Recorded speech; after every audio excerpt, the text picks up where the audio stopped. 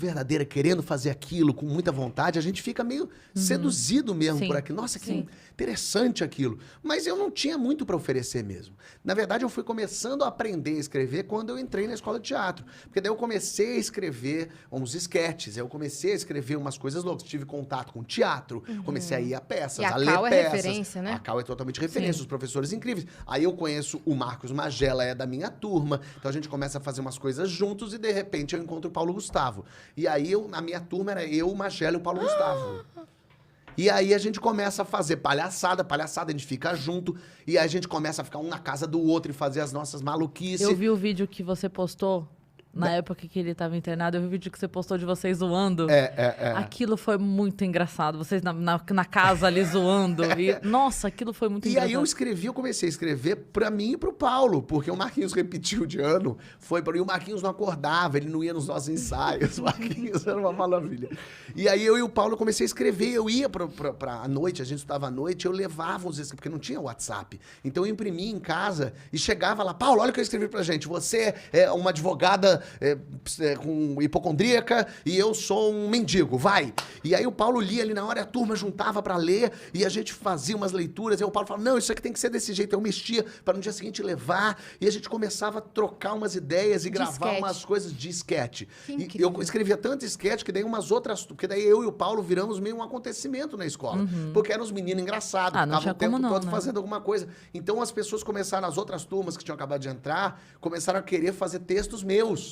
Então eu escrevi uns esquetes para as turmas de teatro. Caramba! E eu era um aluno, então foi um acontecimento. Então isso foi uma maravilha, conhecer essa gente toda. E aí eu me formo na escola de teatro em 2005, com o Paulo, fazendo a mesma peça que o Paulo, fazendo o mesmo personagem.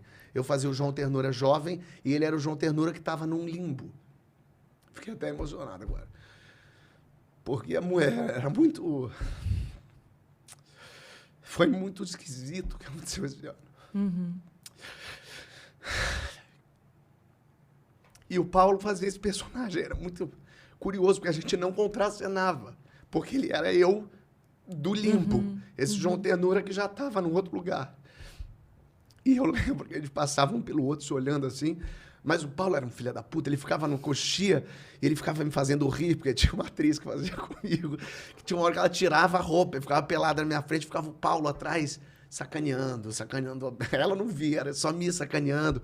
E a gente fazia esse mesmo personagem. Então era muito, muito louco, assim. A gente se forma em março e em maio a gente estreia uma peça nossa que eu fiz com ele, como eu e ele éramos uma dupla, e eu escrevi a peça chamada Infraturas, eram 8 esquetes, que eram os esquetes que a gente fazia para as pessoas, que a gente já tinha feito em Cabo Frio, tinha um festival de esquetes, a gente tinha feito lá um dos esquetes, que era do Ovo, que foi muito curioso, porque era uma coisa muito louca, assim, éramos nós dois, assim, fazendo um humor, a gente se dava muito, e a gente fazia uma coisa que chamava muita atenção, e a gente foi fazendo esse festival de sketch, as pessoas ficaram loucas com a gente fazendo o Ovo, uma coisa meio maluca, assim, o texto... Eles funcionavam muito bem. Muito, juntos. e aí eu lembro que quando no final das apresentações todas, eles diziam quem são os finalistas, e aí tinham lá os 10 finalistas, e a gente não estava entre os finalistas, porque a gente era comédia, obviamente comédia jamais estaria entre os finalistas, e a plateia ficou revoltada.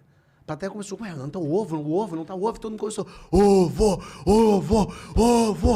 Aí a gente tava lá do lado de fora, trouxeram a gente, as pessoas, o ovo. E aí os organizadores não sabiam o que fazer. E aí, gente, vocês querem o ovo? E todo mundo, Então tá, então eles estão na final também, todo mundo, E aí botaram a gente na final daquele troço, e a gente achando uma graça louca, ficando na casa do Marquinhos, que o Marquinhos tinha casa em Cabo Frio, com a família de Cabo Frio, então a gente ficava na casa dele. Ele não via porque ele não acordava. Tipo isso. E a gente ficava lá, então assim... Foi muito louco isso, assim. Então, conhecer essa gente toda, porque daí eu vou formando o meu time também. Sim, as pessoas que eu conheço.